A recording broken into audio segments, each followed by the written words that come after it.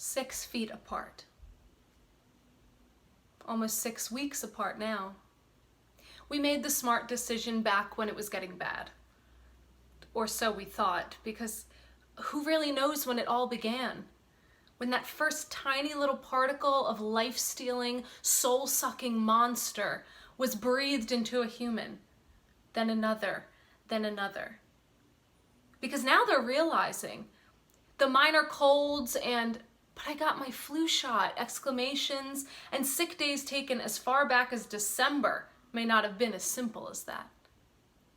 Objects in your rear view may not be as they appear. It's been almost 40 days now, surviving without a piece of myself. Overachieving precaution while everyone around us is underappreciating and underestimating and daring the monster to sink right in. We try and go above and beyond, apart.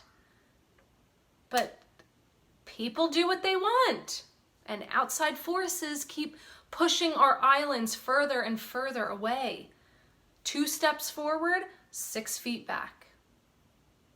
Misinformation spreading mouth to mouth like the exact thing that's killing us.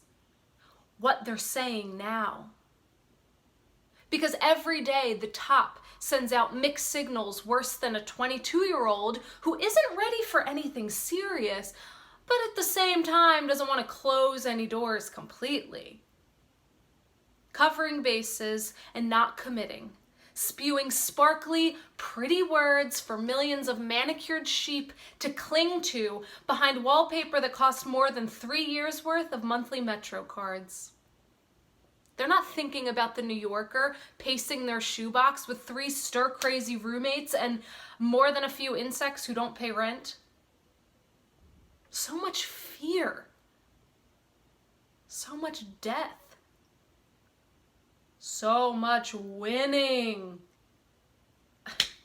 Science has become a scorned word, reserved for and used by only those who are not amused by lies and placation and who don't feel safe with how things are being run. They say hindsight is 20/20, but is it really? Because we've seen it all before.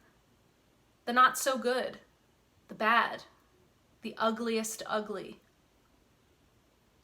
The same characters, motives, decisions, all there. History never gets bored of the same routine, and yet we are shocked every time the circus comes to town. Why? When the mistakes and what not to do's are right there, staring at us from the pages of history books. Because we want to believe that we've learned. It couldn't possibly happen to us. Sometime around day 21, I stopped falling asleep. I ordered a box of berry-flavored melatonin magic that promised to drown out the thoughts my mind was dragging from the shadows, making up for years of lost time when I didn't feel hopeless and helpless and think about death 95% of the time. The purple powder of magnesium and potassium to unclench my muscles, and vitamins designed to slow my body from cranking out cortisol so densely that I can't dream. It's day 59 now, or maybe 60, but I never liked even numbers.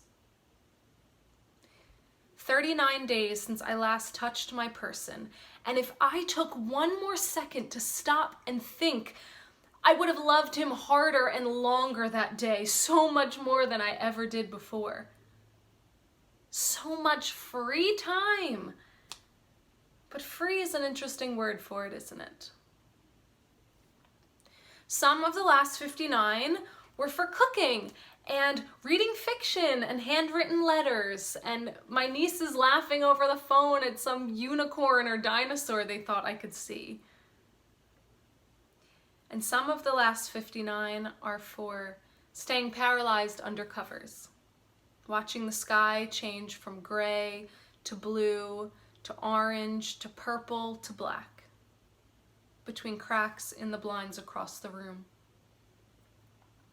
I'll have to pretend I don't notice how their curls are different and how many inches they've grown since I last hugged their little pillow bodies and kissed their softest little cheeks. Sunshine always means happy, but now it instills fear. Sunshine means bodies crowding and fevers rising and ambulance sirens loud and tests positive and social media memorials.